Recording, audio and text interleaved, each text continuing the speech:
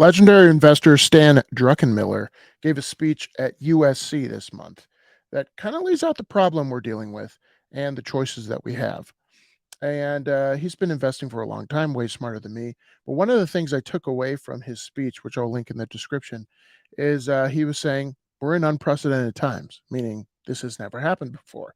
And so predictions of the future are kind of hard because you can't kind of go back in history and say, well, obviously inflation has happened, but what about, we have Social Security, Medicare, and Medicaid. We have this globalist world. We have the internet now. There's a lot of cross currents that have never happened before. So it's hard to say how it'll play out, but math is still the same, and you can't deny the math.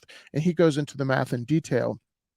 And I wanted to go through some of his slides, and then I recommend watching the whole speech. But this is from Hidden Gems on Twitter. So go check them out.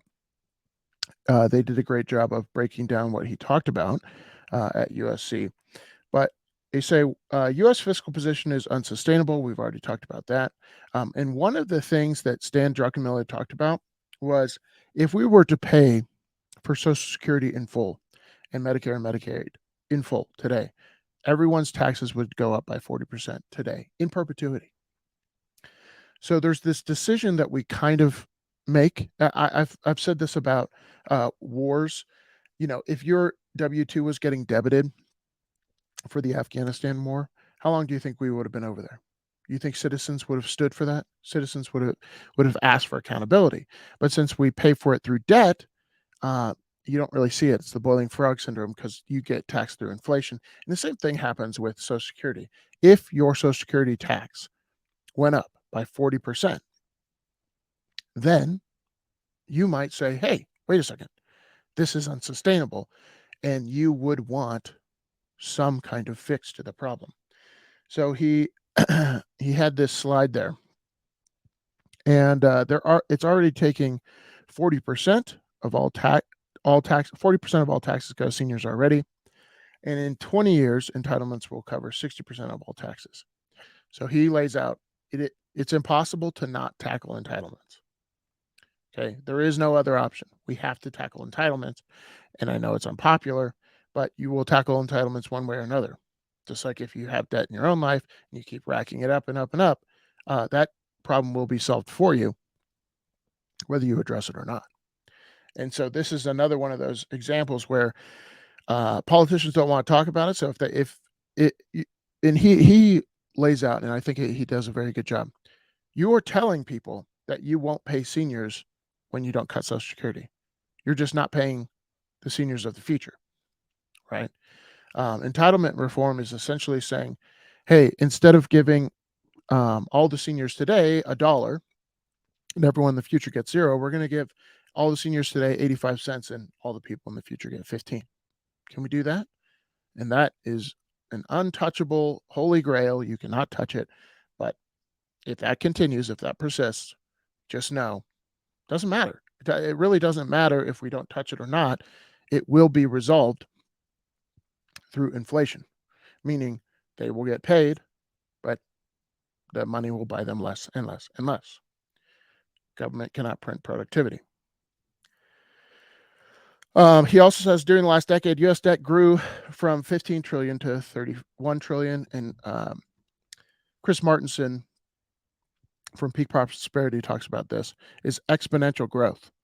Human beings think linearly, and it's really hard to think exponential growth.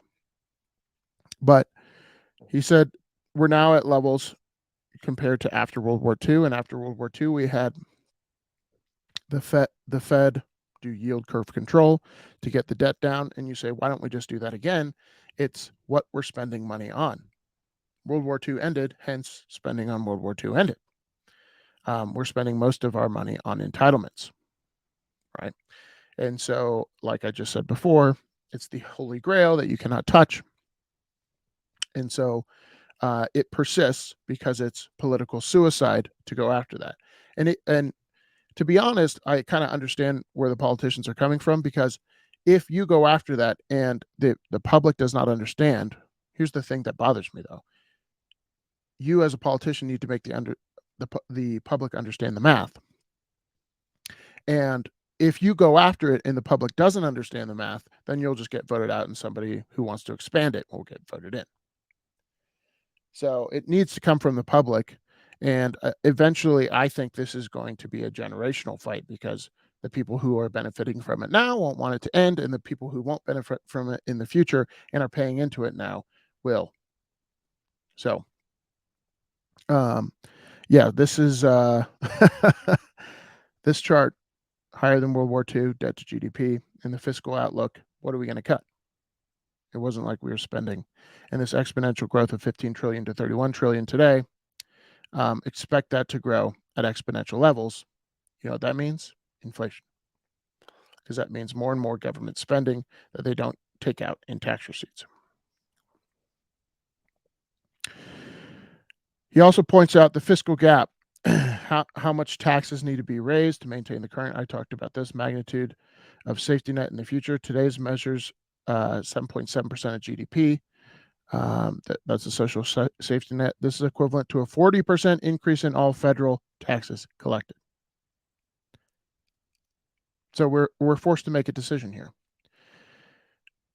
If we were to pay for Social Security, Medicare, and Medicaid, we either need to cut it by 35% today or raise taxes by 40%.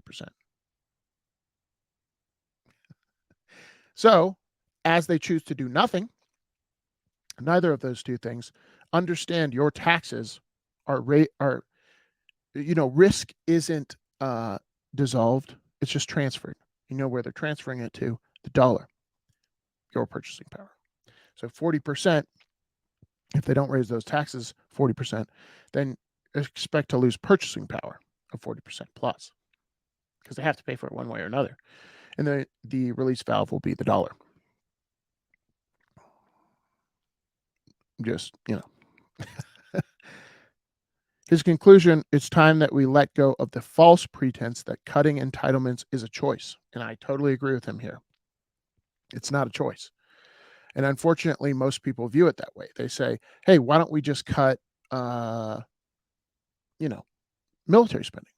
Why don't we just cut some discretionary spending? I agree with all of that, right? But then look at the math. Why don't we tax billionaires? All these little solutions to pay for these things. I agree with, let's say I give them all of the things that they want to cut spending on and raise taxes on. You still have the same problem. It is such a gargantuan amount of money. When we're talking in the trillions, right, then raising taxes is kind of impossible to pay for it. So the moderator asked Stan Druckenmiller, is it harder to invest today than before? And Druckenmiller said, yes, because I have never seen a roadmap for the current situation. I've never seen this movie before. So a guy way smarter than me, he is basically talking about return of investment, not return on investment in this time. On his investment process, Druckenmiller said, I've been waiting for fat pitches, meaning things that are easy to hit out of the park, and constantly reevaluate his process. The good thing about playing big is you don't get lazy. He kind of doubles down when he sees a fat pitch coming. And he talks about risk in his 30s and yada, yada, yada. But I recommend watching his whole speech. I think he does a good job of laying out the problems, right? The problems we're dealing with. And I think it's good to cage your brain around what the problem is, and it's overspending, because even if we raise taxes, because when they talk about, notice they never say debt, they always say deficit, a reduction in the deficit. And they use Fugazi congressional math too. But when they say reduction in the deficit, that just means a reduction in the increase in the debt. You see, so people think, a lot of Americans think deficit is debt, but deficit is overspending every year. So if the word deficit is in the budget, that means they're spending more than they take in taxes, which means the problem is getting worse. And the one curveball that they cannot control is what the interest rate on that pile of debt starts to go up to. Because if you have inflation, people want a real rate of return on their money, and that involves the government spending a lot of money on interest. I always ask people, what's 10% of 32 trillion? We had inflation of 9% last year. So if you want a real return on your money, you need 10%. What's 10% of 32 trillion? 3.2 trillion. Okay. What are we taking in taxes? About 4.5, give or take. Do the math. It doesn't work. All right, guys, let me know what you think of his speech and how he laid this out. I think he laid it out fairly logically. It is time that we look at entitlements. I don't think it's going to happen, though. All right, I'll see you all in the next one. Thanks for watching. Peace.